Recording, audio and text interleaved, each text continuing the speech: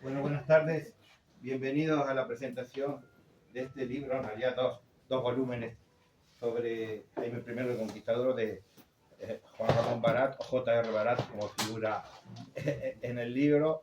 Quería agradecerle a él que quisiera presentar este libro aquí y también a Rafael Soler, que ha hecho de contacto para que esto fuera posible. Y bueno, nada, bienvenidos a todos ustedes. Los que no conocen este sitio nuevo, es vuestra casa. Y bueno, le voy a pasar la palabra a Rafael, que va a comenzar la presentación. Muchas gracias. Muy bien, Claudio, pues muchas gracias por tu acogida. Es una gozada estar en este espacio nuevo para alguno de vosotros, si todavía no lo habéis conocido, un espacio acogedor. Estamos todos en la mesa, pero es que yo tengo a mi izquierda a Bioy Casares, a Borges, y algo, Claudio, que me ha conmovido, y que es que tengo como a 30 centímetros de mí las gafas de uno de mis grandes maestros, Julio. Sí. Aquí está. Sí. Del museo. Antes hablábamos del museo, que es verdad que ahora lo tenemos un poco más apretadito, ¿no? Pero aquí está don Julio Rochaza conmigo. Qué emoción. Bueno, bienvenidos todos. Vamos con la presentación de este pedazo de novela. Está con nosotros Monse Cano, amiga entrañable de los dos, muy buena poeta, escritora de raza y muy dotada también para la novela histórica. Ahora, ¿no se escucha bien arriba? Sí, perfectamente. A ella le gusta darme el toque. No falta que me corriges. Monse nos hablará en extenso de la novela con mucho conocimiento. Yo pasaré la palabra para que tú saludes a la gente, retomo yo hablo un poquito de ti, con los halagos justos, sin excederme, y luego dejamos a Dios. Muchas gracias, Rafa. Buenas tardes a todos. Pues si alguien no me conoce, yo soy Juan Ramón Barat, J.R. Barat. La gente me pregunta por qué lo de J.R. Digo, es que Juan Ramón Barat es muy largo. Algunos incluso me han dicho, ¿por qué no pones el apellido de tu madre también? ¿No? Es que ya esto sería demasiado. Estoy muy feliz de estar aquí con vosotros. Gracias, Claudio, gracias a esta librería maravillosa que me da su bienvenida y su acogida para, en fin, dar a conocer este libro o estos dos volúmenes que forman una sola historia. Estoy rodeado de muchos amigos a los que os quiero. Mila acaba de llegar, no te he saludado. Es un placer estar con tantos amigos. Es de agradecer, de verdad, porque yo sé que todos tenemos muchas cosas, siempre hay muchas cosas que hacer, muchos compromisos. Algunos venís de lejos, incluso de Galapagar, algunos venís de Aranjuez, algunos venís, en fin, de no tan lejos, pero también está lejos, porque viajar por Madrid ahora en invierno, con estos fríos, es complicado, ¿no? Y es maravilloso. Y es maravilloso compartir amistad y compartir libros, que quizá hay pocas cosas mejores, quizá una paella. Pero todo se andará, todo se andará. Así que Sepollado, Villalba también. Bueno, así que todo se andará. Muchas gracias. Y como un poco se trata de estar aquí media hora dando las gracias, pues bueno, y gracias a Rafa Soler y a Monse, estoy escoltado, vamos, por favor. Soy invencible ahora mismo, soy invencible, porque a ver, con estos dos a ver qué digo yo. Bueno, yo voy a ser muy breve, voy a hablar un poquito de ti, para los que te conocen, voy a ser reiterativo, para los que te conocen menos, igual doy alguna pequeña pincelada. Y luego no sé qué hable. Y luego yo, con tu permiso, te haré para preguntas. Perfecto. J.R. Barat dice en la solapa del libro, dice vitalidad creadora. Te vas al wiki y dice claridad estilística y clasicismo estructural. Vitalidad creadora, claridad estilística, clasicismo estructural. No se puede decir más con menos palabras. Yo no conozco a nadie que tenga la capacidad de trabajo, de producción que tienes tú. Hay compañeros que tienen muchos libros, algunos prescindibles, Dicho con respeto. Sí. Ok, has escrito este libro, cuando el anterior era muy bueno.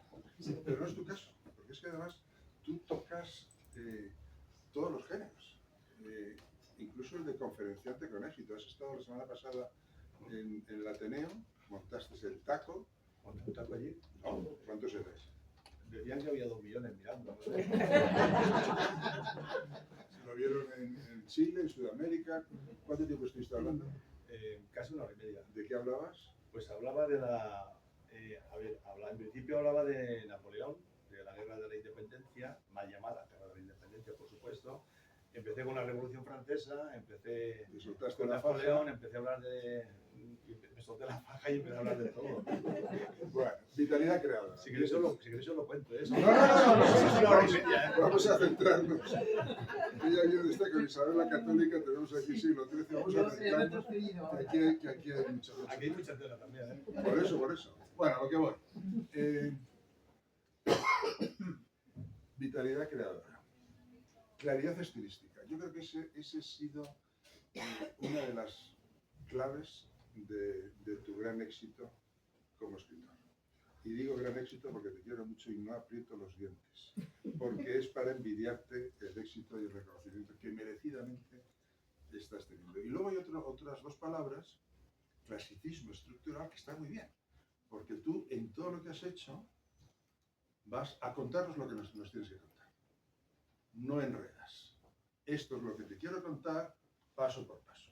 Y además te lo cuento clarito. Yo me tiro a la piscina y digo, a ti te lo he dicho más de una vez, que por encima de todo, Barat es un poeta. Es un poeta que en 2001 gana el premio José Agustín Goytisolo, 2001, tu primera sangre. Tienes 9 libros de poesía y una antología, si no me descuento. Y aquí, en lo que es tu historia, voy a ser muy breve, pero estamos en 2001, se ve clarísimamente un rasgo tuyo que a mí me encanta, que es tu independencia. Tú no te casas con nadie, tú vas a tu bola, tú tienes que buscar tu camino. Estoy casado ya. ¿Y qué es lo que haces? ¿Qué es lo que haces como poeta? Estamos en 2001. Acudes a los premios. En estos momentos, el debate que hay sobre los premios es previsible. Los premios están en el 80% prostituidos, tanto en novela como en poesía, donde está Nadal, el Nadal que todos conocimos, por ejemplo. Pero tú has ganado premios absolutamente vulcánicos. El Leonor es un premio Olimpio. Ganaste el Leonor en 2003. Sí. El Jovellanos es un premio Olimpio. Sí. Y lo ganaste también en el 2003, 2 libros.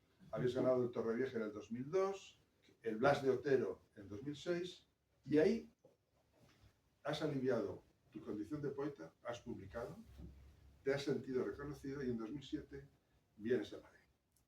Vienes a Madrid, no te acuerdas. Vienes a Madrid a la tertulia Vengo a la biblioteca. del maestro poeta Serpino. 2007. Bueno, voy a acordar. Es el poeta. Estaría bueno, Enrique. Claro. Yo ese año me lo perdí. Pero me perdí por muy poco, porque yo en el 2008 comparezco otra vez después de un largo silencio editorial y Enrique me dice, Rafa, estamos 2009, ¿no conoces a Barat? Digo, no, tienes que conocer a tu paisaje. Es un poeta enorme. Estamos en 2009. En ese momento, bueno, yo, si no leo este poema, no, este poema viene ahora, espera. Y ahí, 2007, que es cuando tú vienes a Madrid para leer como poeta, en 2007 abres la puerta de las novelas históricas. Y el poeta que hay en ti no se pierde, pero coge un registro completamente diferente, que es la novela histórica. Y estás unos años publicando desde el 7 al 23, publicando novelas históricas. Vitalidad creadora. Pero es que el poeta, que ha sido atropellado por el narrador, en el 21 cuando ya ha publicado, ha hecho un viaje largo, que ahora hablaré de los otros registros suyos, yo creo que tú dijiste, a ver, un momento. Si me preguntan quién soy, qué he hecho, qué estoy haciendo, cómo respiro, y vuelve el poeta, querido. Voy a hacer un paréntesis. Claro. En esos años que has dicho, del 2007 al 2023, publiqué un libro de poesía en pretextos. Sí, señor. En el 2010. 10. La brújula ciega. Vale, y ya luego... La brújula ciega. Efectivamente. Pero Estaba muy ciega. claro, eso es el 10. Yo miraba y no encontraba nada. Eso es el 10. Pero estás metido de lleno en novela Y luego histórica novela, sí. y es muy significativo que el libro que publicas de poesía en el 21 es Si preguntan por mí.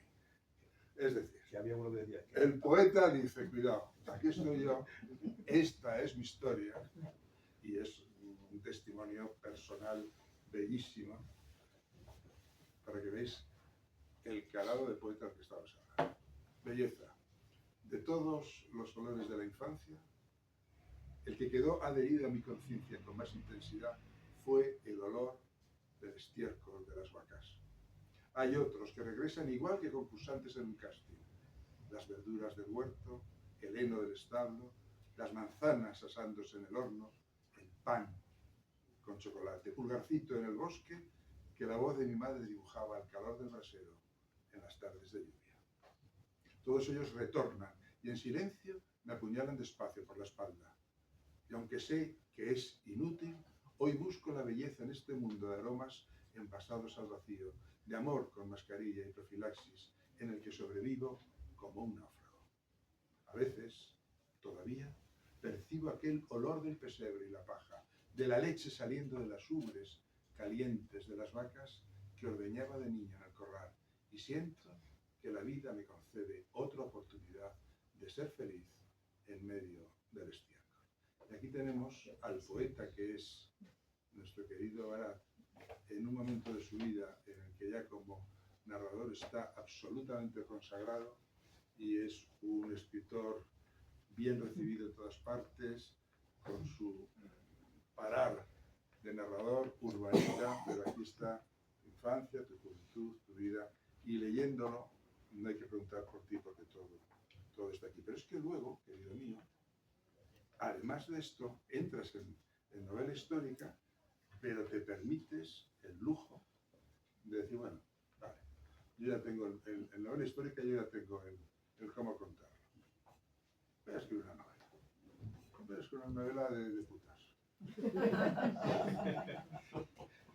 Y en 2013, en un premio absolutamente limpio, que es la ciudad de Salamanca, yo me encuentro aquí. Yo me encuentro, claro, Enrique me dice, tienes que conocer a Barat, y yo voy a por Barat y nos hacemos amigos enseguida. Pero es que yo en 2013 flipo en colores a Rafa, Soler y Lucía, amigos y compañeros de viaje literario, con todo el cariño y ganas. Y en 2013 tú me dedicas una novela que empieza así. Una palabra sobre la tierra. Dos frases para que veáis de qué manera se puede centrar todo en las primeras líneas de la primera página. La orden era fulminante. Al segundo intento de fuga había que matarlas. La organización no podía correr riesgos innecesarios. Ellas lo sabían. Habían visto desaparecer a muchas desgraciadas. Cuando empezaban a molestar o estar demasiado de vistas, las cambiaban de provincia, las metían en otros garitos, les ponían nombres nuevos. Pero el horror se repetía, siempre igual. Solo algunas, después de varios años de servir, sin provocar problemas, conseguían sobrevivir. Y sigue. Pepe el Negro cumplía rajatabla. En el párrafo siguiente presenta Pepe el Negro, Peque y el Gitano Torres. Claro, tú te dicen, Rafa, a comer, y dices, ahora voy. Pero a donde quiero llegar, y es muy importante, es, claro, yo soy muy periférico, tú lo sabes, pero a mí me encanta. Si tienes una buena novela, y dices, bueno, la mando un premio. Y este premio, que es un premio limpio, honesto, te dan el premio 2013 Sada Novela. Por si todo esto fuera poco, tienes el gran acierto de entrar en el caladero infantil y juvenil. Eso sí que es claridad expresiva, eso sí que es de estructura narrativa muy clara para llevarte la nariz por donde quieres ir. Haces teatro, tienes 7 títulos de teatro, 8, es que no te aguanto, 8 poemarios infantiles y juveniles, y luego aparece ese acuerdo maravilloso con la editorial Bruño, que cuenta petróleo contigo, absolutamente. Yo recuerdo en la primera novela, Deja en paz a los muertos, del 13 también, tengo ya que apuntar, que a mí me cautivó. Y digo, este tío, ¿cómo es posible? Creas un personaje, Daniel Villena, su chica, y yo digo, bueno, es que aquí hay un filón. Pensé, ¿cómo no se me ha ocurrido esto? Pero es que Daniel Villena, Bruño, que contigo encontró petróleo, os habéis marcado ya 12 novelas de misterio. Yo tuve una paella, tomamos una paella hace 3 años. ¿Sí? Fue antes del COVID, ¿no? Fue antes del COVID. Teníamos un productor que iba a llevar al cine. Daniel Villena. Sí, claro. Deja más a los muertos. ¿Sí? Y yo decía, esto es un peliculón. Yo estaba enamorado de la novela, ¿no? Era un producto valenciano, faltaba pasta, teníamos dinero pero no llegábamos. Bueno, han pasado algunos años y yo ahora digo aquí que cualquier productor un poco avisado haría una serie. Ahí está. Con esas 12 novelas que ya tenemos, ya hablo en plural, porque yo estaría ahí metido como... porque iba a ser muy bonito, 3 años haciendo televisión. Pero leeros las novelas, que todas tienen un misterio, que todas tienen chicos jóvenes, que tienen sus papás, y ahí luego hay unos malos malísimos. Y hay un misterio que te lleva hasta la penúltima página y sale. Pues esto sería una serie de televisión. Tendríamos en algún momento que hablar de esto. Y dicho todo esto, yo os pido un primer aplauso para el jefe.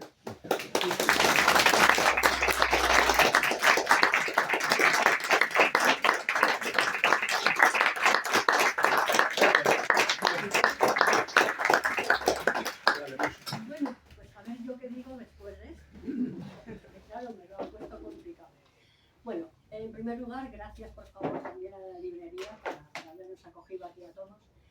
Y como veis, la mayor parte de los que estamos aquí conocemos perfectamente a Juan Ramón Barat, y lo que nos faltaba por conocer, pues nos lo ha contado Rafa Soler, muy bien contado.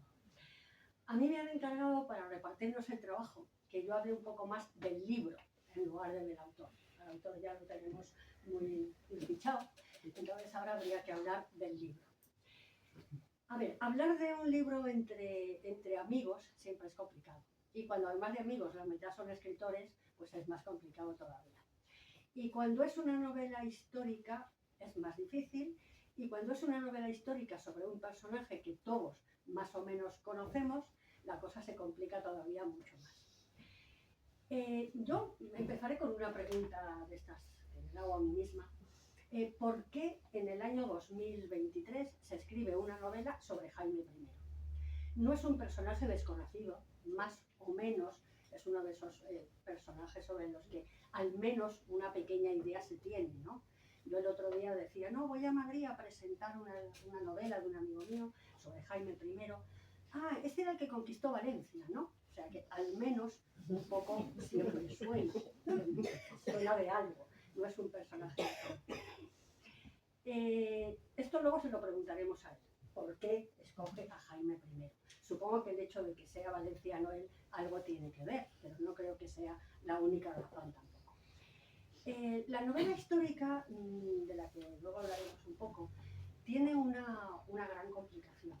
Y es que escribir sobre la historia, novelándola, nunca sabemos si es ponerle o quitarle. Es difícil saber si le estamos añadiendo algo o si estamos quitando algo. Normalmente lo que sucede es que cuando se elige un personaje, por la razón que sea, que esto ya son muchas veces cosas secretas o casi secretas, o a veces vienen del puro inconsciente, se admira a alguien o se odia a alguien, o nos gusta una época o no nos gusta. Al final uno elige un personaje y no sé si se han dado ustedes cuenta de un efecto que ocurre siempre. Siempre que nos ponemos a escribir o a leer incluso acerca de un personaje, si lo hacemos mucho tiempo, le acabamos cogiendo cariño. Incluso cuando el más malvado de los malvados se convierte en un ser Con alma. con alma, se le quiere un poco cuando uno se acerca mucho.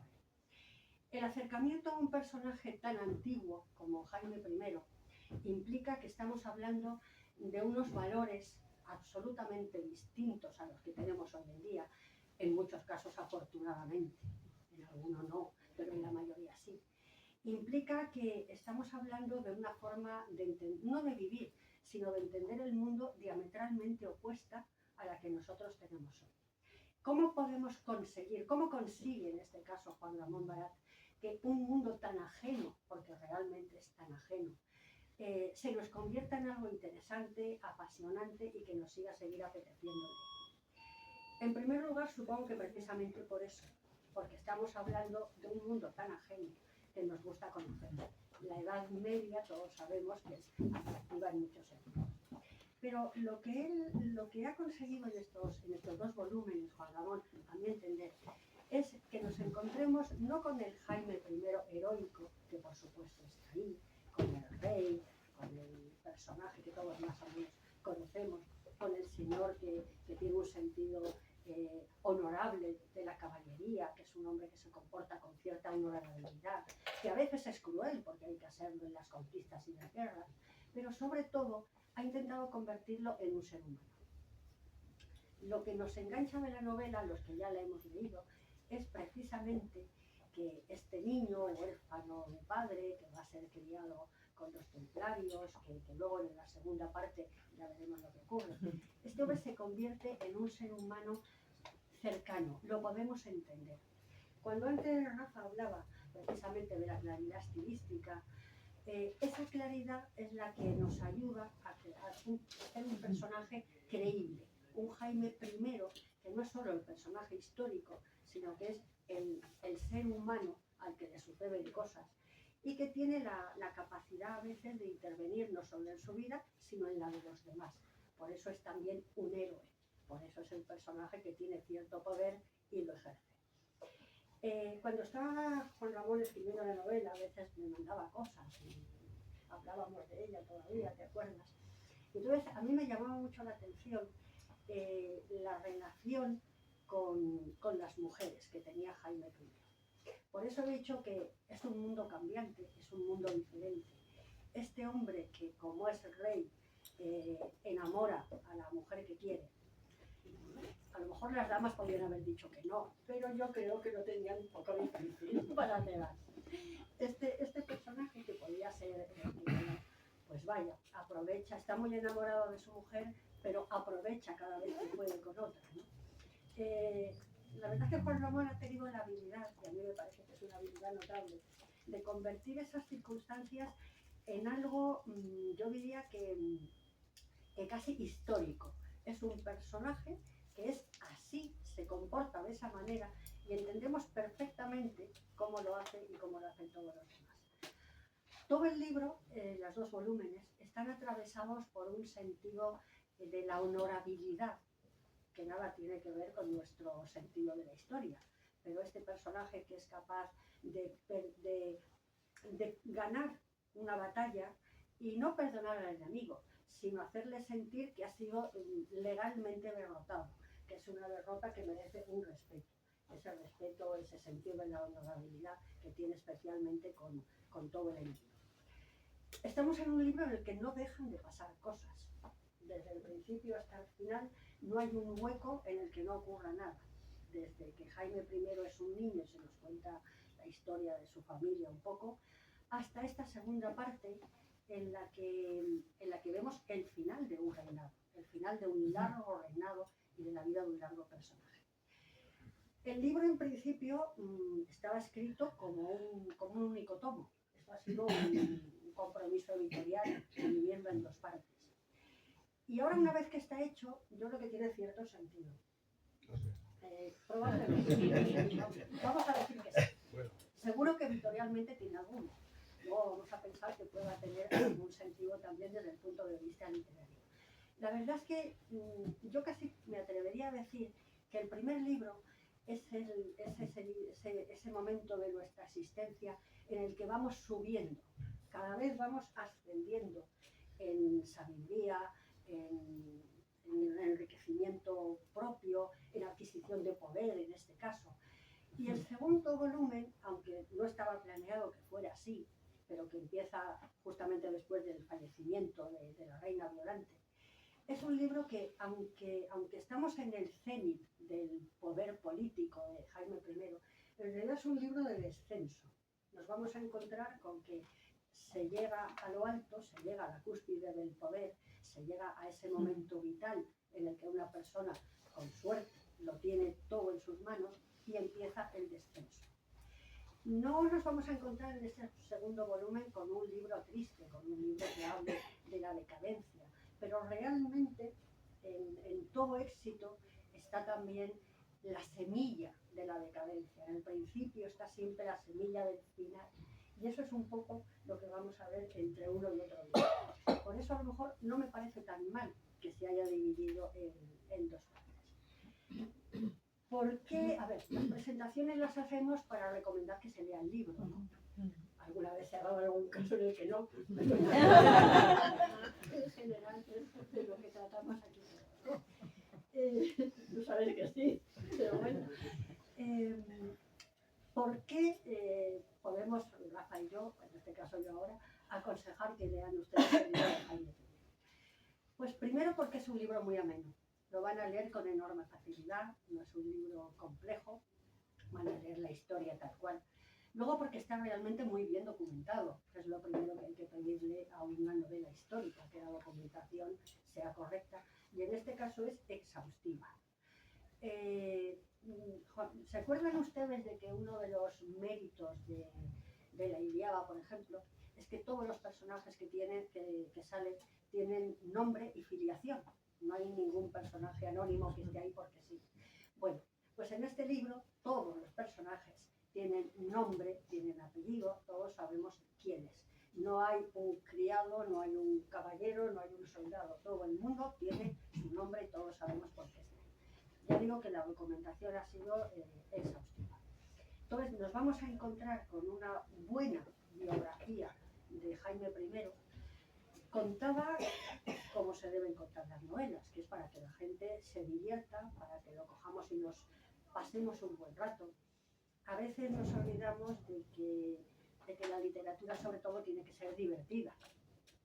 Es verdad que cada uno se divierte de una manera, hay que se divierte con cosas que nosotros nunca nos divertiríamos los que estamos aquí, pero bueno, pero en definitiva se trata de pasar un buen rato leyendo. Y yo creo que esta es una buena biografía, es una novela muy amena, muy fácil de leer y que nos acerca al Jaime I, rey, Jaime I, héroe medieval, Jaime I, fundador de la dinastía casi, a uno de los grandes personajes de la Edad Media española. Y por otro lado, estamos leyendo una novela en la que hay un personaje que es un ser vivo, con sus pasiones, con sus debilidades, con sus aciertos y con sus fallos. Y contradicciones. Y contradicciones. Contradicciones porque no hay ninguna época que no sea contradictoria. Y justamente una época en la que el conflicto bélico es algo absolutamente continuado, pues naturalmente tiene que haber contradicciones. Las contradicciones entre el hombre amante de su familia, entre el hombre que enamora y sabe enamorarse, entre el hombre que le gustaría vivir en paz y el rey y el guerrero que tiene que vivir en una constante, que tiene o que elige vivir en una constante conflagración, bueno, la que tenía la época, ¿no? Se nos presenta como un personaje de su época, pero muchas de las cosas que se cuentan sí las podríamos asumir como propias. Unas sí y otras no. Es lo que tiene cualquier novela histórica, que hay una parte con la que podemos comulgar y otra parte que nos queda muy ajena, pero que a lo mejor es la que más nos interesa, porque es la que nos lleva a un mundo que no es el nuestro, ¿no? Yo presenté a Juan Ramón en el primer volumen, tuve la suerte de presentarte en Valencia, y bueno, después me iba enterando, el libro se ha vendido muy bien, ha sido un éxito. Es que Juan Ramón es uno de los escritores que vende bien, no todo nos pasa. Y la novela primera tuvo éxito y yo entiendo perfectamente que la segunda debe tenerlo, porque no es solamente porque es una continuación, sino porque aunque se leyera solo seguiría siendo una novela histórica tremendamente interesante. Así que acérquense a Jaime I de la mano de Juan Ramón y gócenlo y diviértanse y pásenlo bien leyendo una novela, que es lo primero que tenemos que hacer, pasarlo bien con lo que nos ha ofrecido el escritor. Pues muchas gracias por eso. Pues gracias.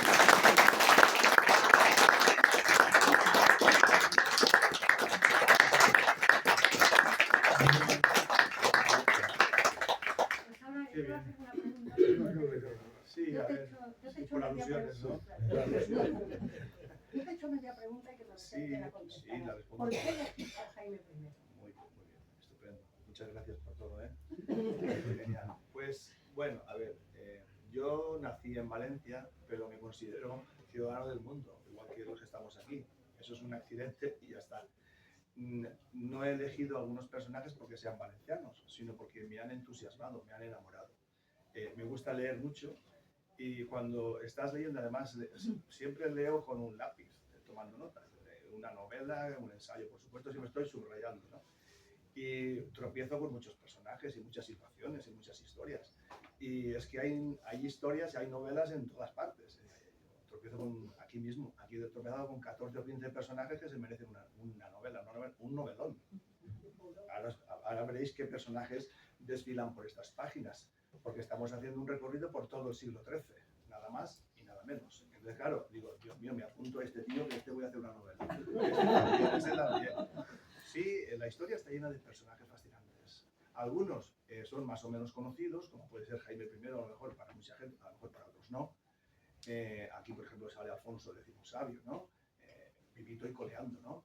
Y, Alfonso X Sabio, sí, ese me suena, sí, pues también, pero hay muchos más así. Pero luego hay otros personajes con los que tropiezas que a lo mejor no son tan conocidos, que están casi ahí sepultados por el polvo del olvido de los años. Y de pronto dices, ¿cómo es posible que este tío no lo conoce ni Dios? Yo empiezo a preguntar a gente más o menos instruida, más o menos erudita, profesores con los que más o menos me relaciono. ¿Has oído hablar de, no sé, de Juan Bautista Basset? ¿Alguien ha oído hablar de Juan Bautista Basset? No, ¿quién coño es ese, no? Pues no, pues eso fue un crack, un fenómeno, un personaje fundamental de la guerra de sucesión española. Hasta aquí los Austrias y a partir de aquí los Borbones. Esa guerra de sucesión de 1700 a 1714, que fue una conflagración, la Primera Guerra Mundial, yo creo, porque ahí estaban todos, Inglaterra, Alemania, Francia, España, todos pegándose palos, para poner un rey en España, que era la primera potencia en el momento. Y en medio de todo eso estaba el hijo de un carpintero, que llegó a general, y fue fundamental en esa guerra. Y aquí hay gente que ha leído esa historia y lo sabe, lo estoy diciendo, Juan Bautista Basset. ¿Cómo no rescatar del olvido a Juan Bautista Basset, que no lo conocen ni en su pueblo donde había nacido? Que nació casualmente en un pueblo de Alboraya, y me enamoré de él por muchas razones, entre otras porque resulta que mi madre es de Alboraya. Y digo, Dios mío, si esto es una señal del cielo, tengo que hablar de Basset. Entonces, claro, tú te vas tropezando con personajes maravillosos, algunos conocidos, otros menos, pero yo siento a veces la necesidad de rescatar del olvido a esa gente, ¿no? Y mucha gente ahora conoce a Basset, porque ha leído la novela 1707, aquí hay más de uno, y diréis, hostia, pues es verdad, ese tío fue un fenómeno. De un hijo de un carpintero a finales de 1600, a finales de 1600, era un cero a la izquierda. Y ese tío llegó a ser un auténtico fenómeno histórico. Pero hay más personajes, ¿no? Entonces, en el caso de Jaime I, que también, bueno, este no era valenciano, este nació en Montpellier. Así que este no es valenciano. Nació en Montpellier, que Montpellier está en el sur de Francia, como sabéis, pero en esta época Montpellier pertenecía a la corona de Aragón, ¿vale? Era una corona en aquel momento muy importante, era lo que más o menos hoy en día es Aragón, Cataluña y media Francia, imaginaos, eso era, en aquella época la Aragón era, en aquel momento era mucho, ¿vale? Y es un personaje fascinante, ahora hablaremos de él, pero me enamoré de él, ¿veréis por qué? Porque un día me dijo un editor, que se llamaba, tú lo conoces, Marcos Tacarés, un editor valenciano que me conocía. De los de verdad. De los de verdad, de los de antes, editores de los de antes. ¿No? ¿Tú conoces a Marcos Tacarés? se jubiló ya, ¿vale? Pero ahora es el editor con el que todo escritor sueña, ¿no? El que intenta descubrir escritores que valen la pena, les publica, aun perdiendo dinero, arriesgándose a perder dinero, luego está contigo, te anima continuamente, etcétera, ¿no? Y Marcos Zácares, a mí me empezó a publicar un libro de poesía que luego se ha convertido en un pequeño bestseller, que es Poesía para Gorriones, y otro libro de poesía para niños y tal. Y un día, almorzando, me dice, oye, ¿por qué no haces una novela de Jaime I para los chavales de los institutos y de los colegios, para chavales de 14, 15 años? Porque Jaime I, dice, la gente no lo conoce, sí, la gente sabe qué tal, pero los chavales de 15 años, pues, a saber quién es Jaime I. Y en Valencia es un tío muy importante, bueno, en Valencia y en otros sitios, en Mallorca, en Murcia, bueno, en todas partes. Pero en Valencia sí, claro, fundó el Reino de Valencia. Entonces podías hacer un libro juvenil, me decía, para los chavales de los institutos y tal, y bueno, ya está, 150, 180 páginas, y pues vale. Y entonces escribí ese librito que se publicó, esa editorial que ya no existe, que era Carena. Era un libro, pues ya veis, chaval, 150 páginas para hablar de un rey que vivió casi 70 años en todo el siglo XIII, pues aquello fue todo comprimido y muy poquito, ¿no? Y ese libro se vendió muy bien también, lo tradujo al valenciano y todo. Carena desaparece, yo sigo creciendo, siguen pasando los años, y un poco después, cuando entro en Algaida, que es esta editorial, pues me dice, oye, tú tenías un librito sobre Jaime I y tal, ¿no? Digo, sí, ¿lo vieron? Digo, sí, pero esto es muy poquito, tú tienes que hacer una de Jaime I en condiciones, como se merece el personaje, un libro de verdad grande, para adultos, etc. Y entonces la editorial me animó a reescribir ese pequeño librito y hacerlo grande en condiciones. Claro, cuando yo sabía dónde me estaba metiendo, porque claro, este tío, como digo, todo el siglo XIII, que es mucha tela, porque ahí están los cátaros, están los templarios, están las cruzadas, ahí está el Sacro Imperio Germánico, están los mongoles, estamos en plena reconquista, ¿eh? En 1212 las navas de Tolosa, etcétera, todo eso. Los piratas berberiscos, en fin, imaginaos la movida, ¿no? Y Jaime I está en medio, está en todos los fregados esos. Digo, aquí sale un novelón tipo Ken Follett, ¿eh? Ken Follett, ¿no? Sí. Yo dije, esto va a salir aquí Ken Follett. Y Algaida me dice, bueno, tú escribe y escribe. Y me puse entusiasmado, como hago siempre, porque soy una persona que me entrego, entusiasta de lo que hago, y quizás esa es una de las claves, hacer lo que te gusta. Si haces lo que te gusta, normalmente sale bien. Y me puse, yo digo, que me salgan las páginas que quiera. Digo, si Ken Follett hace 1000 páginas... Y me puse a escribir y recorrí todo el siglo XIII, recorremos el siglo XIII, de la mano de Jaime I, y ya está, me salían, pues eso, 900 páginas, 950 y tal. Quité trozos, porque tampoco es poner por poner. No sé quién lo ha dicho de los dos, tú lo has dicho muy bien, ¿no? Hay que contar las cosas y tampoco es rellenar y poner paja, no. Hay que poner lo que hay que poner, pero claro, hay cosas que no podía quitar, al final 950 páginas así, la editorial se acojonó, porque Algaida tiene novelas históricas muy chulas, pero claro, son 500 páginas, 600, ya, ¿eh? Y cuando vio esto dijo, tío, ¿dónde vas? Y digo, manches, entonces que no hemos dicho que poner, ya está, pero se asustaron, dijeron, esto no puede ser, digo, ¿cómo que no? Yo hubiera preferido un libro solo. Os digo de verdad, a mí yo creo que un libro solo no hubiera pasado nada, una edición buena, yo creo que se lo merecía el personaje, y la editorial pues que no, y no me dieron opción. Digo, bueno, pues tío, haced lo que os dé la gana, ¿yo qué voy a hacer? Pues haced lo que queráis. Me sabe muy mal, porque claro, el que lo quiere comprar no compra un libro, compra dos. Y claro, hay algunos bolsillos que se resienten y dicen, es que son 2 libros, es que tal, digo, bueno, no pasa nada, comprar el primero y si os gusta seguir leyendo, si no, pues ya está. La verdad que es así. Así que así fue la cosa. Y he descubierto ya lo menos 14 15 personajes que ya a las próximas novelas. Bueno, muy bien. Pregunta, Rafa, no te preocupes. Y si no... No, al hilo de lo que has dicho. Claro, tú cuando... Yo no he escrito novela histórica, sois 2 maestros y pregunto más que otra cosa, ¿no? Las novelas históricas son novelas de mapa, clarísimamente, es decir, documentación, empiezo aquí, la infancia, llego aquí, 24 capítulos que luego son 30, en este cuento esto. Prácticamente no hay brújula, no son novelas en las que, ¿ves? Me encanta eso, sí hay brújula también, ¿no? O sea, Depende, ¿qué es lo que le da también más alma y más fuerza? depende de... La pregunta era, yo no conozco novelas históricas finitas. Ya. Es verdad. Es O verdad. sea, bajar de, alguna hay por ahí. pero bajar de 500, o sea, novela histórica es siempre Sí. novela histórica. Claro, yo entiendo que eso es así, primero porque tienes un mapa, quieres contar todo esto, cuando entras aparecen personajes secundarios que no vas a dejar, estás dando testimonio del personaje y de la época, 500, 600 páginas. Vale. La pregunta, el punto de vista. Tú te enamoras de Jaime I, nos cuentas su vida. ¿Cómo sería posible esa novela contada desde Jaime I?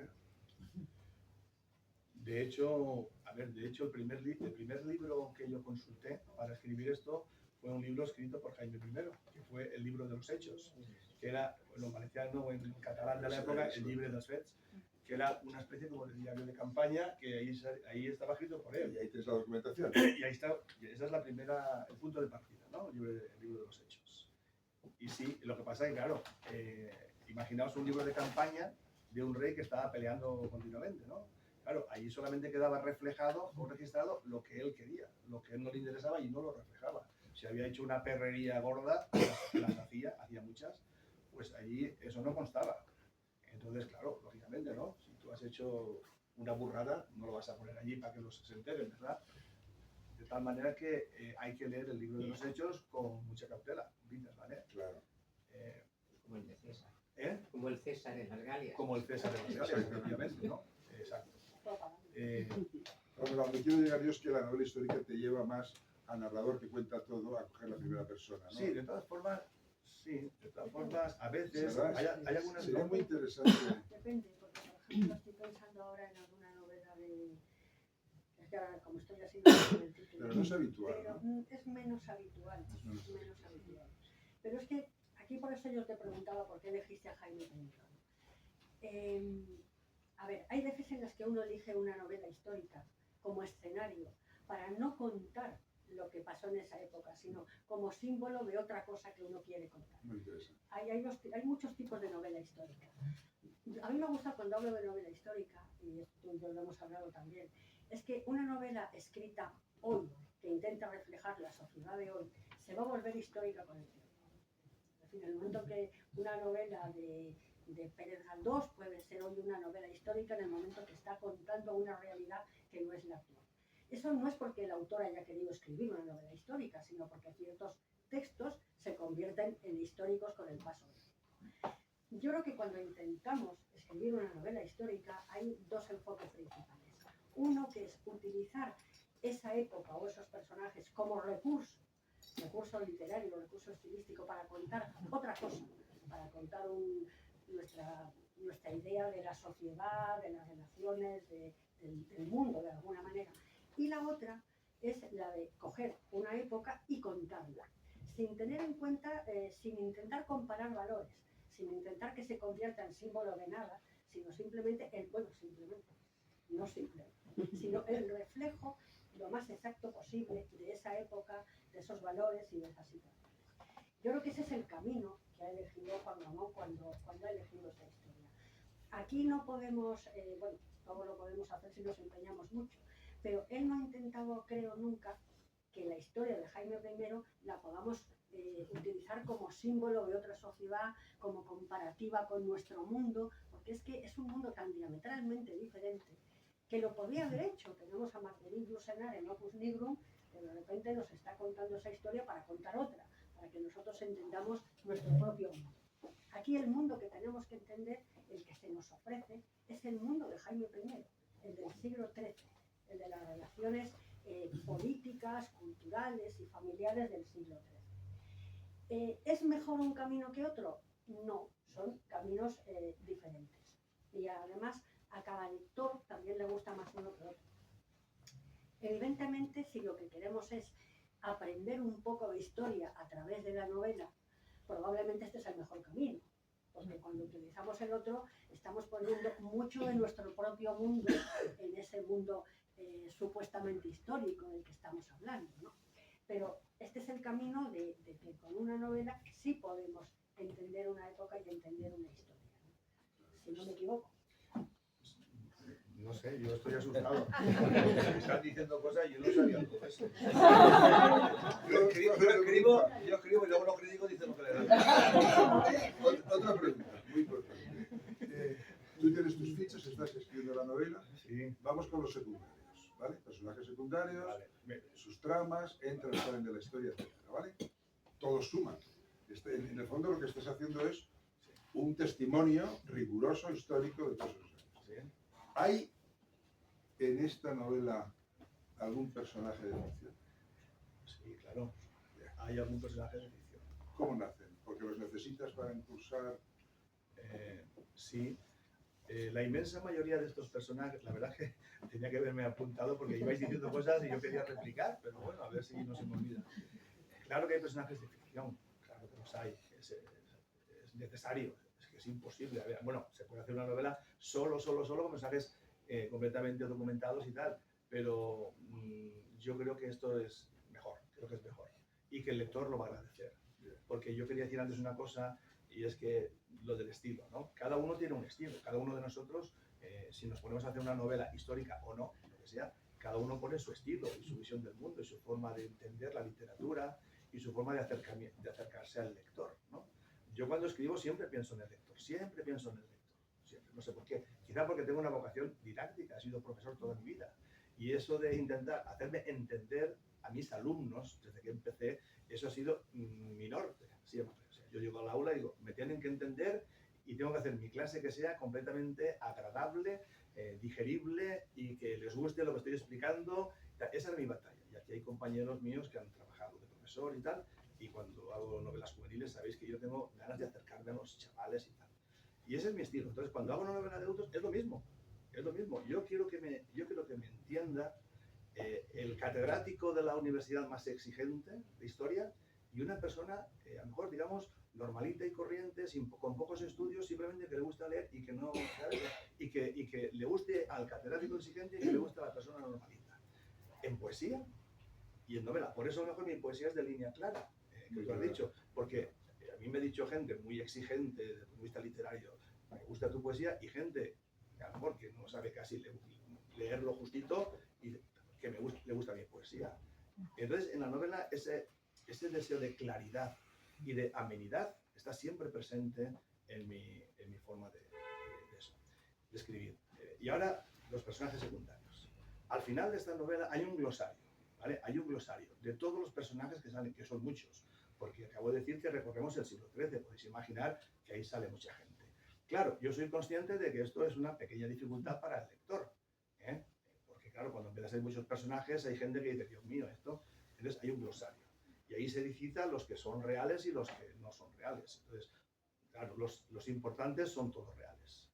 No podemos estafar la historia o al lector. Es decir, o sea, los papas que se citan son reales, los arzobispos son reales, los reyes, los monarcas, los emperadores, los nobles, el marqués de no sé, son todos reales, están documentados y ahí están al final. Luego hay unos personajes, digamos, como hacía Galdós y como hacen los escritores, para un poco ir rellenando la historia y aportar esa parte de fabulación o de ficción tan necesaria para una novela, porque si no sería historia pura y dura, ¿eh? Entonces, yo, por ejemplo, cuando leo novelas históricas, también a veces hay novelas históricas que no me gustan nada, porque hay algunas que los escritores ponen demasiados datos, a lo mejor hay un 90% que son datos, a veces algunas son crónicas con diálogos, y no voy a decir ningún nombre, ¿vale?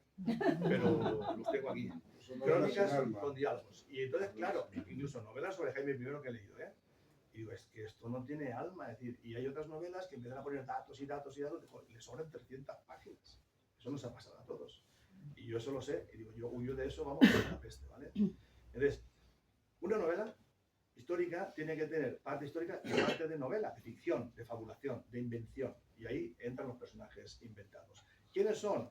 Pues a ver, todos sabemos todos sabemos la pirámide medieval como era. Ahí arriba estaba la nobleza, la aristocracia, estaba la iglesia y luego estaba el pueblo. El 90% era el pueblo. Y ese pueblo es maravilloso, siempre ha sido el pueblo maravilloso. Yo soy pueblo y nosotros seguramente somos todos pueblo. Y ese pueblo es el que da alma a la novela. Y esos empiezan a pulular por allí, que son necesarios, el pueblo es necesario, y ahí es donde entra la novela. Y hay una cosa también que tú has dicho antes que yo quería agradecerte, que lo has dicho con tus palabras, y yo estoy de acuerdo. Y es que a mí me gusta también no solo ser didáctico, sino, esto es una novela histórica, pero de alguna manera es una novela de aventuras también. Yo cuando leo novelas históricas a veces echo en falta ese toque de aventura. Coño, yo tenía Walter Scott y tenía algunas, ¿no? Entonces eso está muy bien, porque, a ver, aprendemos y nos divertimos al mismo tiempo. Entonces eso está genial. Yo estoy siempre pensando, el lector se tiene que divertir, tiene que aprender y se tiene que divertir.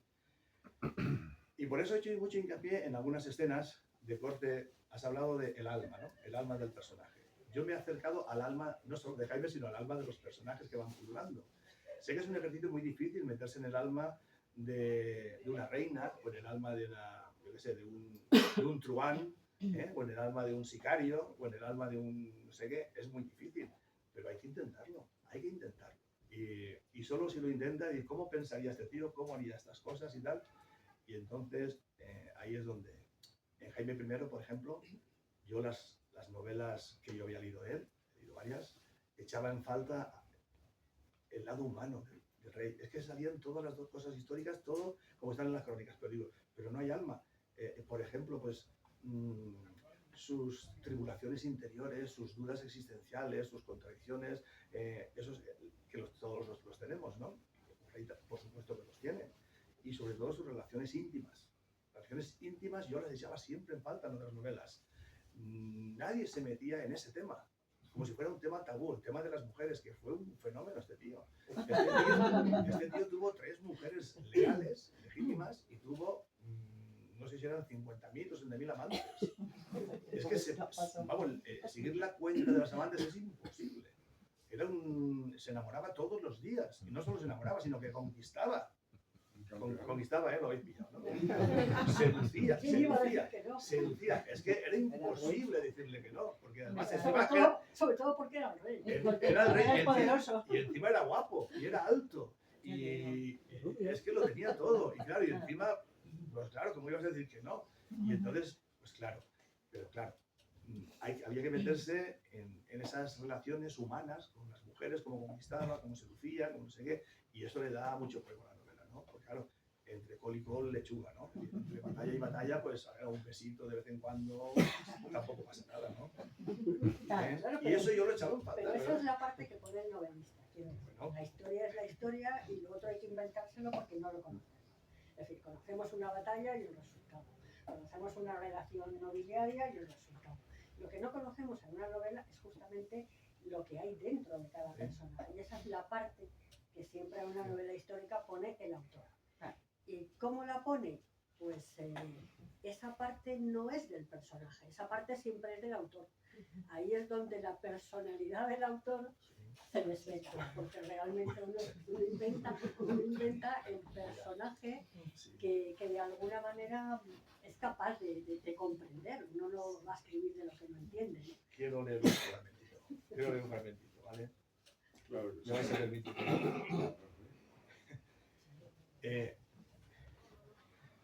Él va a confesarse, tiene varios confesores, y va a confesarse. Y le dice, he decidido que seáis vos el albacea de mi Nuevo Testamento, dijo el monarca al confesor. Será un honor para mí.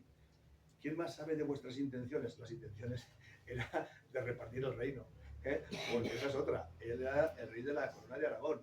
Cuando conquista Mallorca, o luego conquista a los musulmanes, conquista luego Valencia, etc., va conquistando luego Murcia. Claro, él, lo lógico es que se hubiera incorporado a la corona de Aragón. Los nobles aragoneses y catalanes no entendían que él repartiera aquello entre sus hijos y tal, como si fuera un pastel.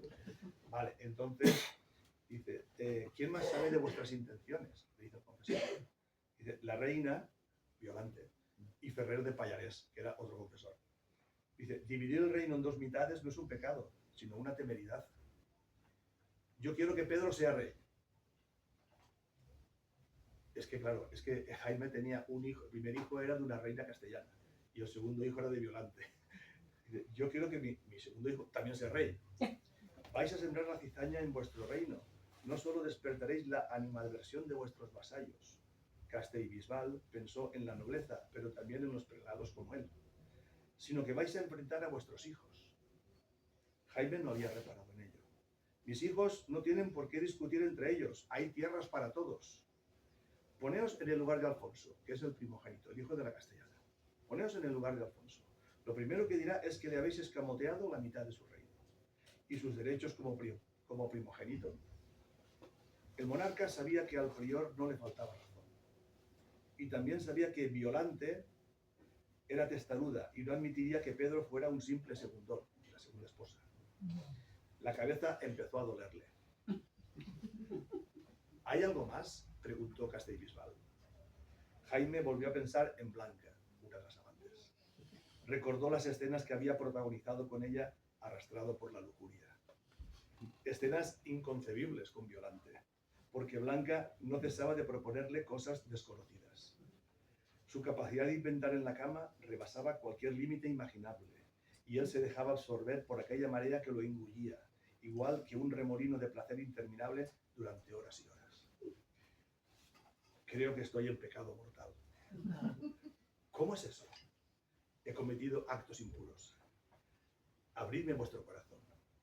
Y el soberano comenzó a hablar de sus relaciones extramatrimoniales, intentando escoger cada palabra con delicado pudor.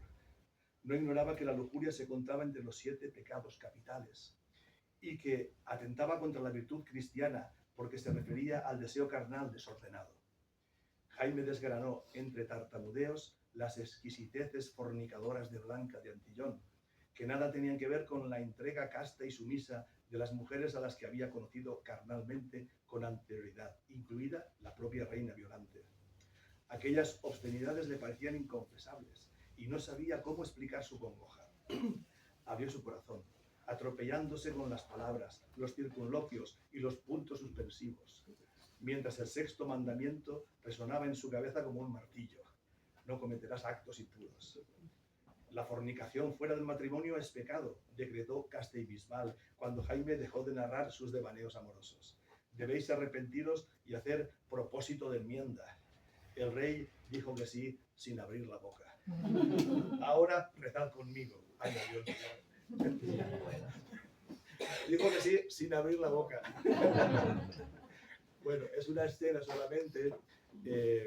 Claro, esto no está recogido en ninguna crónica, pero sabemos que él tuvo muchas amantes, que él se debatía entre tal y cual. Hay otra escena muy divertida en la que la propia reina Violante, claro, es que él tenía amantes y reconocía, a veces reconocía a los hijos de las amantes, los bastardos los reconocía, y a las amantes les daba una renta, les daba un señorío, les daba una ciudad, tal. Algunos lo siguen haciendo.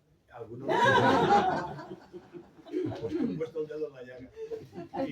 Y al hijo bastardo muchas veces lo reconocía y le daba también un título, etcétera, etcétera. No, claro, la reina se tenía que enterar, lógicamente, y entonces Violante, que le dio 9 hijos, aquí digo 4 de ellos fueron reyes, decía, pues claro, dice, si a un hijo, un bastardo de una ramera, tú le das un señorío, no sé qué, mis hijos eran reyes.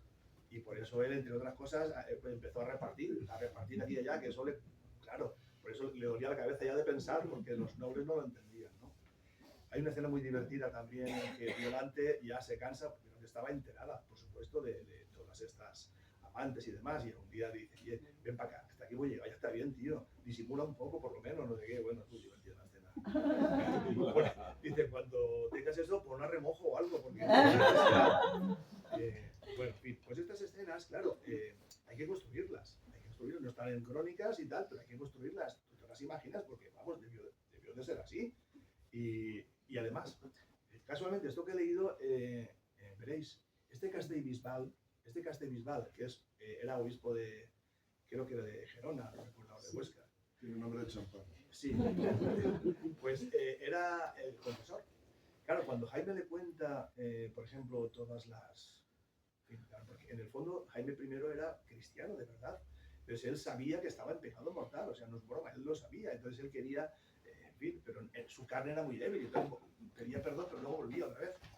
Entonces Castellbisbal llegó a usar secretos de confesión para medrar en la curia.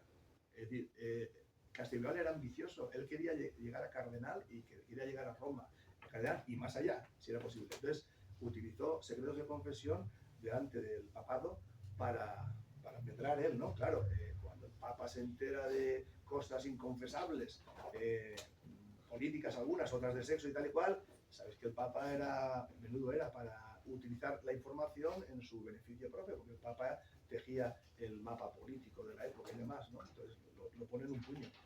Pero bueno, esa es otra historia que... Escribirás. Hay mucha... No, está escrito, está escrito. A ver, ¿cómo estamos? Bueno, ya estamos para unas preguntas Pues más. por favor, que participe la gente si alguien quiere preguntar, decir alguna cosa, estaría muy bien. Estaríamos aquí hablando y hablando, porque da mucho juego esto. Tienes que firmar también. Tengo que firmar un Sí, hay que poquito. firmar. Pues lo que digas, Claudio, hacemos. No, bueno, si hay alguna pregunta, pues podemos algún ¿Alguna comentario. curiosidad? ¿Alguna Sí, curiosidad? yo tengo una, por ejemplo, Sí. ¿cuál es el límite real entre la historia y la novela? Porque si tú eres un historiador, tienes que ceñirte a unos hechos. Y entonces, ¿cuál es tu límite para que sea una novela distraída y no una crónica? Sí. ¿Cuál es el límite? Pues sí, la verdad es que es un poquito complicado buscar el equilibrio. Buscar un equilibrio a veces es difícil, pero yo tengo clara una cosa. Una novela histórica tiene que ser rigurosa con la historia, ¿vale? Rigurosa. Yo no puedo estafar, como decía antes, las batallas, los datos históricos son los que son, las fechas, las lavas de Tolosa son el año que son, la batalla de Muret, la conquista de Xàtiva, no sé, todo eso es real. Los personajes del momento son reales, las negociaciones con los musulmanes, con el papado, con los capetos de Francia, etc. Todo eso es real, eso tiene que ser real, tú no puedes engañar a nadie. Claro, entonces llega un momento en que tienes mucha información, tienes tanta información que corres el riesgo de hacer una tesis doctoral, que no es el caso. Entonces tienes que tener la suficiente sensatez o prudencia, que no sé cómo se consigue. Yo creo que esto es ya un poco la intuición de cada uno para ir despojando de cosas y dejar solo lo necesario. Solo lo necesario. Eso es, como decir, ¿cómo se hace la comida? Pues mira, esto más o menos así. Pues más o menos es así. Entonces, yo intento que haya mitad y mitad. Mitad de historia y mitad de fabulación. La historia que dejo es la que es esencial, es innegociable. Por ejemplo, si hablo de las navas de Tolosa, pues puedo decir que es 1212, como ocurre si va Fernando III de Castilla, si va el padre de Jaime I, que era Pedro II el Católico, no sé qué, y tal. Si hablo de Muret, pues hablo de Simón de Montfort. Si hablo de los cátaros, pues hablo de Hernando de Amaury, que era el brazo, y Simón de Montfort, cuando exterminan a los cátaros, por ejemplo, en Béziers, en Carcassonne, cuando llegan allí, que era la prueba del diablo, y etcétera, etcétera. Y si hablas de las cruzadas, pues hablas de, en fin, de Ricardo Corazón de León o lo que sea. Entonces, la historia es la que es y ahí os podéis fiar, ¿vale? Perfectamente. Pero digamos que una mitad, 50%, ¿vale? El resto hay que construir como esas escenas que habéis visto, que ya caen por sí solas, porque él se confesaba, él hablaba con la reina le daba collejas para que se pusiera a remojo lo que le colgaba, porque no había manera, y esas escenas, a veces sus pequeñas peleas con sus hijos también, porque sus hijos, es verdad que al final acaban peleándose entre ellos. Es una tragedia, porque claro, al final esas cosas ocurren. Y los nobles al mismo tiempo, pues también algunos no entendían cómo actuaba, lo que hacía, instigado a veces por violante, a veces no sé qué, por mil razones. Entonces, hay esas relaciones humanas entre los hijos, entre él y un hijo, porque él tenía, el hijo primogénito era el hijo de la castellana, de Leonor de Castilla, pero el resto eran de Violante. Entonces, ahí había, claro, había problemas también con la castellana, los otros que eran de la otra, y esas relaciones humanas tirantes, conflictivas, de odios, de celos, eso no está en las crónicas, te lo dicen por encima, pero lo tienes que crear tú, lo tienes que construir. La historia cotidiana es lo que falla en la historia. Seguramente. Sí. Y ahí Es lo que falla, sí. los usos A mí, por ejemplo, cotidianos. sí, por ejemplo, cuando conquista, por ejemplo, él se enamoraba de mujeres de alcurnia, mujeres casadas, princesas, tal, muy bien, vale, estupendo. Pero también se veía una mujer, una campesina, una criada que tenía 17 o 15 años, en aquella época 15 años, 14, que le gustaba y tal y cual, vamos, pues no le decía ascos. Claro, eso no se cuenta en ningún sitio. ¿Cómo seduce a una chica, una campesina y tal cual, que le ha gustado y que pasa por allí el rey? Pues, imagínatelo. Pues te lo tienes que imaginar y lo tienes que contar, ¿no? Entonces tienes que... Pues eso, y eso es muy chulo, porque eso al final a la gente es lo que le gusta en las novelas, ¿no? Perdón. Estáis basando mucho en lo que es historia, y esto es lo que es, que lo he dicho varias veces, y lo que no. Yo me estoy acordando de Alfonso Mateos Sagasta en este momento y su teoría de que la historia es una pajolera mentira, porque a la semana siguiente cada uno cuenta la boda a la que fue y la cuenta distinta. Entonces, claro, ¿tú esto lo has tenido en cuenta? Coges crónicas, coges legajos de la época, historias contadas de Jaime I, pero ni siquiera a lo mejor en su momento, sino 100 años después. Sí, sí. ¿Cómo compulsas eso Sí. para decir esto fue verdad o aquí me están contando un cuento chino y me lo hacen pasar por verdad? Eso está muy bien. ¿Cuánto tiempo nos queda? La última pregunta, responde esta. No, la última, brevemente. Lo digo para enrollarme más o menos. No era mi intención. Porque la Corta, pregunta- corta, Es que es corta. un tema Es que la pregunta es muy apasionante. bonita y me da pena no haber hablado de unas cosas, de verdad, es una pena porque veréis, es verdad, estamos hablando de un personaje que nace en 1208, ¿vale? 1208 y que muere en 1276. Vamos a ver, en aquella época no había crónicas históricas, no había nada. Entonces, muchas cosas que sabemos de Jaime I vienen a través de los juglares y de los trovadores. Es decir, de los poetas de la época que cantaban sus batallas y ya sabemos todos lo que hacían los juglares y los trovadores. Pues la mitad era verdad, la mitad era mentira y si no vamos rellenando y vamos para adelante. Entonces, claro, de aquella época, sobre todo la primera época primeriza de Jaime I, hay más de leyenda que de realidad. Sobre todo su nacimiento, cómo le ponen el nombre, algunas anécdotas de infancia y demás. Ahí es casi todo leyenda, ¿vale? Pero yo lo sé.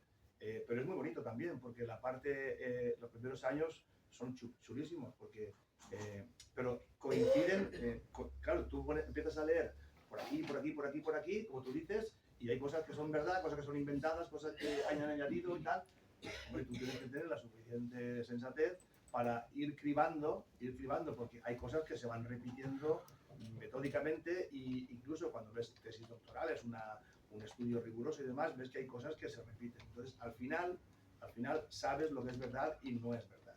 Pero no pasa nada, porque, como digo, los primeros años a mí me encantan, el principio de esta novela, porque son los años más legendarios, como sus padres se casan, cómo es concebido contra viento y marea Jaime I, porque el padre y la madre no se acostaban juntos, no hacían el amor, o sea, se odiaban y entonces no había forma de que naciera nadie. Y entonces los nobles concibieron una triquiñuela para que se acostaran el padre y la madre, se acostaron, el padre se acostó con la madre sin saber que se estaba acostando con la mujer.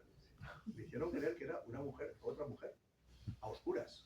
Y entonces se acostaron ahí tal y cual, él que estaba medio borracho, medio drogado con unas setas que le habían dado y tal y cual, se acostó con una mujer de alta alcurnia que quería tener una aventura sexual, no sé qué, con el monarca, y el padre ahí, hecho un toro, se metió ahí a oscuras a tirarse lo que hubiera allí. Y era su propia mujer sin saberlo. Y de esa historia, que es una leyenda, bueno, se supone que es una leyenda, pero todo el mundo la reconoce como que pudo ser así, no pudo ser así, bueno, pues vale. Pero anécdotas como esa hay muchas al principio. Entonces, esa parte es fascinante. Ya a partir de la mitad de su vida ya está la cosa más verídica, más histórica, ¿vale? Al final lo que tú preguntabas es que cualquier novela, cualquier texto es un proceso de selección. Tú lo sabes perfectamente, nunca se cuenta todo. Cuando vamos a contar algo, seleccionamos de toda la realidad la parte que a nosotros nos interesa. Y en la novela histórica, lo que es verdad o es mentira, también lo seleccionamos.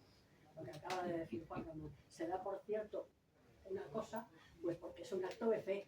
Yo voy a trabajar con este material, por lo tanto voy a partir de un hecho concreto, que lo que nunca vamos a saber en ciertas cosas es la verdad absoluta. Todos sabemos que la verdad es algo muy discutible, pero a la hora de escribir hay que aceptar como acto de fe una parte y a partir de ahí construir y dejar de lado pues lo que no interesa. Si no me veo esta ventogato. No quiero ejercer un poder dictatorial, pero vas a tener que firmar muchos libros que van a comprar la gente. Entonces vamos a dejar cerrado y mientras que firmas podemos conversar informalmente, que te sigan preguntando, pero así no se alarga tanto. Muchísimas gracias. A ustedes.